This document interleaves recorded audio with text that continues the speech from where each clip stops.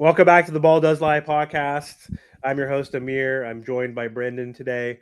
So, Brenden, the Los Angeles Lakers are the third seed, 18-7. They're playing really well. And for today's episode, I want to talk about how the Lakers are hunting for a 3-and-D player to help their title hopes in a very top-heavy Western Conference right now. And again, I think they're a contender, but they are missing one piece, perhaps. And I think that is a 3-and-D type player. And there's names out there like we've talked about in the past, Keon Ellis, maybe Herb Jones floating out there as potential fits. Herb Jones might be out of the Lakers price range. Plus, we know the Pelicans don't necessarily want to get rid of him yet. But which type of 3-and-D player would you most like to see the Lakers target? And what is like a realistic target? Is it one of the guys I mentioned, or are there any guys outside of that list? Yeah, I definitely think it's one of the guys you mentioned there. I think some other names that are floating have been Trey Murphy, which no chance the Pelicans trade Trey Murphy the way he's playing this season. There's maybe a chance your boy Andrew Wiggins gets dealt a deal. And the Lakers do have a couple contracts they could move over, Gabe Vincent and Maxi Kleepers. But I think the real only viable candidate right now seems to be Keon Ellis.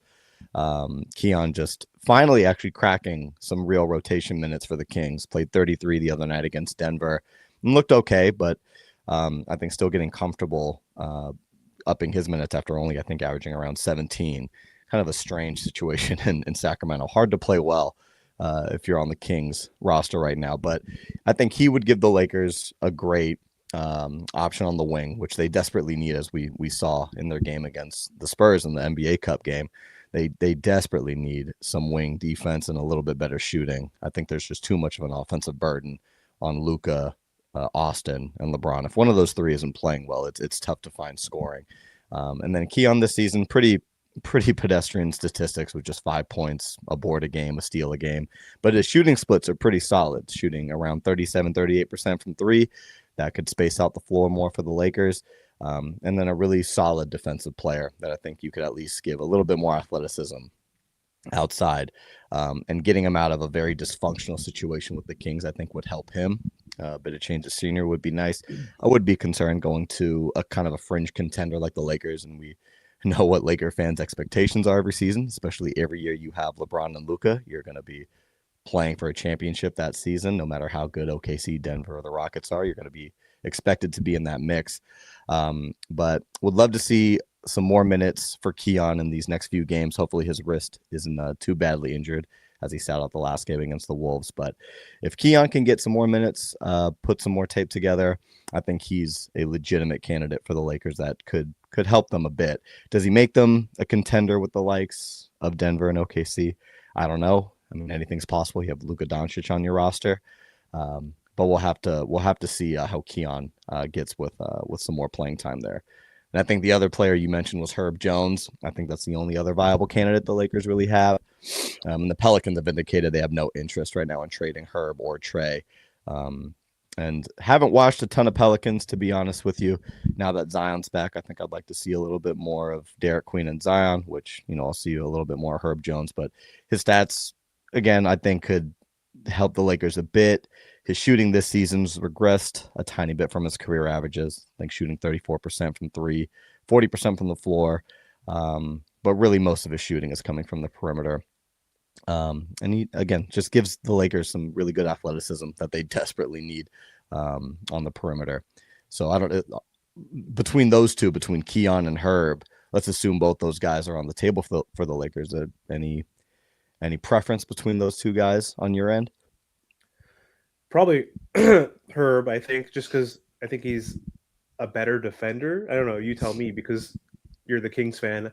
I just think he has more length and size and maybe versatility. But I'd rather have Herb Jones. Like ideally, like I think it's the defensive piece that they're missing the most versus the offense because what's Luka averaging 35 and what is Austin Reaves averaging 26, 27, Yeah, 28, whatever it 27. is.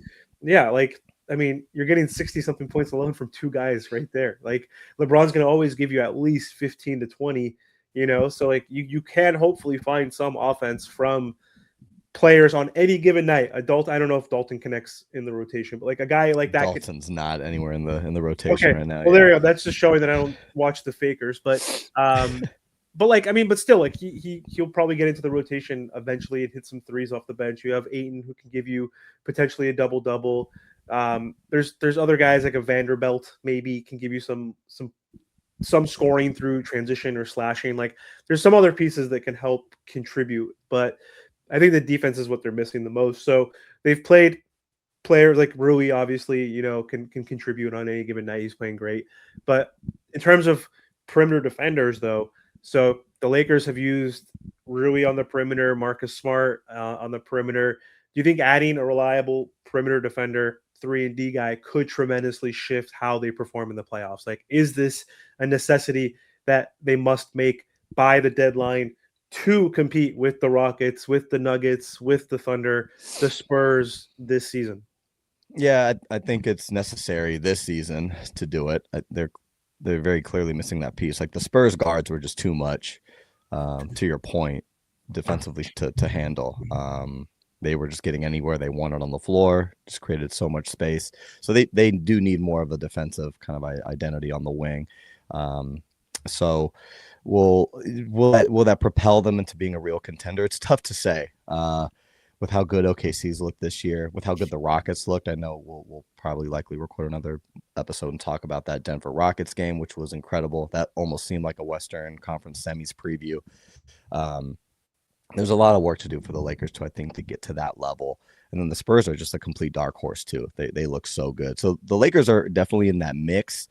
Will this one move propel them into that area? I don't really think so. But they got to do something. They got to make some move because the current roster, as good as it is, I think being third in the West right now is a huge surprise to, I would guess, everybody. I don't think a lot of people thought the Lakers would be this good so far this season and this consistent. But they'll need, I think, a little bit more than just one more 3-and-D wing guy. But all of this could be for. I mean, Luka is just so good. Luka is that transformative of a player. He can take kind of any roster and make you at least have a puncher's chance. But to your earlier point to start the pod, the West is so top heavy. And right now I think it's a 3-horse race between OKC, Denver, and the Rockets, with the Spurs and Lakers kind of right on the fringes. So maybe one of these moves will help the Lakers edge out the Spurs a bit more, maybe contend more with the Rockets. But they do desperately need to make a move here before the deadline if they expect to contend this season. Yeah, let's close out with what assets do they realistically have to give up? What would a trade package look like for maybe a Keon, or I know you said Herb is not available, but like that type of player, like what are we trading? Like, do they have to include draft capital? Is it a young rotation piece? Is it like a Dalton Connect who's not really in the rotation?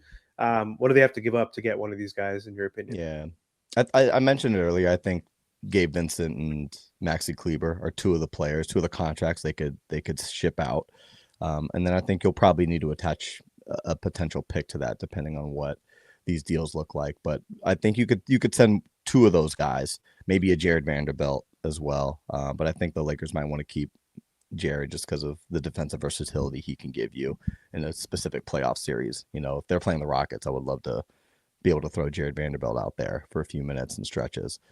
But I think Gabe Vincent, Maxi Kleber are the two contracts you probably ship out to acquire one of these guys. Gabe Vincent and Maxi Kleber, woof. It's not great, but your boy Gabe Vincent, he had some moments.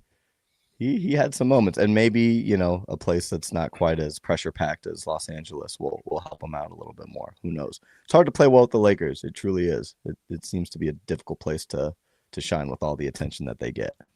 Yeah, well, shout out to my friend Panos, who's a Lakers fan. Always says it's the Spo effect. It's he is very upset with Gabe Vincent, and has shown that like he's a system player, because Eric Spoelstra, just like our other favorite coach that coaches this team right here, Shanny, one of the best coaches in the NBA, like has his own system, and it doesn't really matter what quarterback's in his system, or certain, there's certain players you can implement into the system and then they'll thrive, but when they go elsewhere, they usually don't play as well. And that's a lot of Heat players. There's some exceptions to the rule with like a DJJ and maybe a Max Strus who's been injured, but like there's a few guys who've shined, but then there's a lot of guys like Gabe Vincent, Caleb Martin have Caleb Martin, another one. That's a great call. Cliff. There's other guys too. Rodney Magruder, if we want to go deeper, and just like other players like that have left the Miami. Tyler Johnson, my boy, no offense, didn't do as good on the Nets as he did with the Heat. But yeah, maybe it's the Spo effect. So we'll see. But anyway, that's all we have for this episode. Thanks for hopping on, Brenden. Appreciate the time.